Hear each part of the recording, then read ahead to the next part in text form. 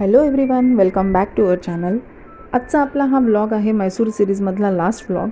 आम्ही आज निघालो होतो श्रीरंगनाथ स्वामी टेम्पल बघायला, जे मैसूरवरनं 30 किलोमीटर असलेलं श्रीरंगपटना गाव आहे तिथे आहे।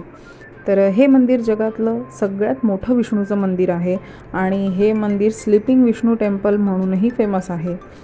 तर इकडे तुम्ही जर मैसूर ट्रिप प्लॅन कराल तर इकडे नक्कीच तुम्ही दर्शनाला या। खूप सुंदर मूर्ती आहे आणि प्रसन्न वातावरण आहे।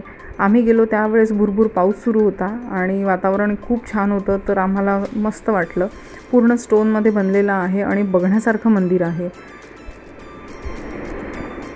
त्याच्यानंतर आम्ही इकडे आलो। हे आहे टिपू सुलतानचा जेल।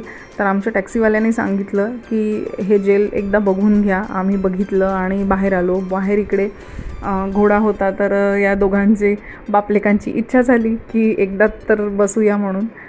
मग एक चक्कर मारली आणि वातावरण छान असल्यामुळे त्यांनाही मजा येत होती। ऊन वगैरे काही नव्हतं, त्याच्यामुळे काही असा त्रास नाही झाला। तर छान आम्ही एन्जॉय केलं। आम्ही इकडे विचार केला होता की टिपू सुलतानचं पॅलेस बघायला जाऊ, पण ते खूप खंडर होऊन गेलेलं आहे। आम्हाला दाखवलं ते, तर पूर्ण जमीनदस्त होऊन गेलेलं आहे, काहीही उरलेलं नाही आहे तिथे। तर तो टॅक्सीवाला सांगत होता की इकडे मेंटेनन्स अजिबात नव्हता, त्याच्यामुळे बरेच वर्ष झाले इकडे मेंटेनन्स काहीच गेलेलं नाही, पूर्ण तो खंडर होऊन गेलेला आहे। त्याच्यामुळे मग त्याने आम्हाला नंतर इकडे हे जेल बघायला आणलं। तिथे बघण्यासारखं काहीही नव्हतं, नुसत्याच भिंती होत्या। तर तिकडून आम्ही बाहेर निघून हे घोडेस्वार केले आणि त्याच्यानंतर यांचे फोटो व्हिडिओ काढून झाल्यावर आम्ही पुढे निघालो। तर इथनं आम्ही निघालो, पहिले जेवण केलं आणि त्याच्यानंतर आम्ही गेलो। हे आहे टिपू सुलतानचा समर पॅलेस, ज्याला दरिया दौलत बाग म्हणून सुद्धा ओळखलं जातं। तर हे पण खूप छान आहे आणि ह्या समर पॅलेसचा मला एक गोष्ट खूप आवडली की याचे तिकीट ऑनलाईन काढावं लागतं आणि अगदी 20 की 40 रुपये तिकीट आहे। अजिबात एज रेस्ट्रिक्शन्स नाही आहे की इतके वयाचे असतील तर इतकं तिकीट वगैरे, आणि ऑनलाईन असल्यामुळे काही गर्दी नाही, काही नाही, तुम्ही तुमचं तिकीट काढा आणि निघा। तर ते बघितलं, तो आमचा लास्ट स्टॉप होता आणि त्याच्यानंतर आम्ही सरळ इकडे हॉलिडे होमला गेलो। तिथून सरळ बॅगा उचलल्या आणि रेल्वे स्टेशन गाठलं।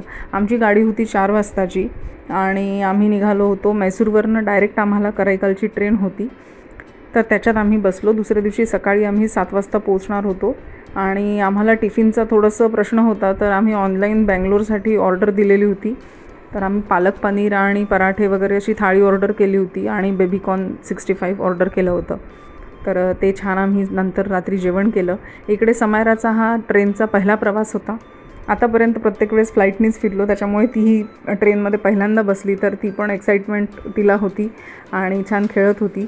दोघींनी मस्त एन्जॉय केलं ट्रेनचा प्रवास आणि असा आमचा हा मैसूर ट्रिपचा दी एंड झाला। तुम्ही सांगा हा कसा वाटला व्लॉग आणि चॅनलला सबस्क्राईब करा, व्हिडिओला लाईक करा।